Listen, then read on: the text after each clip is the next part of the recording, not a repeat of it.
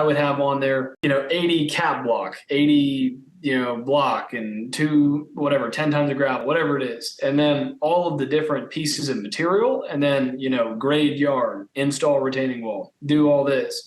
And so instead of doing that, what we ended up doing, which that was intimidating to the customer, they don't know what all the parts of a wall are, and they're kind of confused on what the process is. What we've been doing for a long time is basically, instead of doing that, we'll say, use skid steer to excavate side yard and then dispose of dirt in upper yard, grade out and smooth. And basically like an instruction manual. And it does a couple of things. One, the customer understands what the process is. And then when they see it happening, they're connecting the dots of, oh, this is what I'm paying for.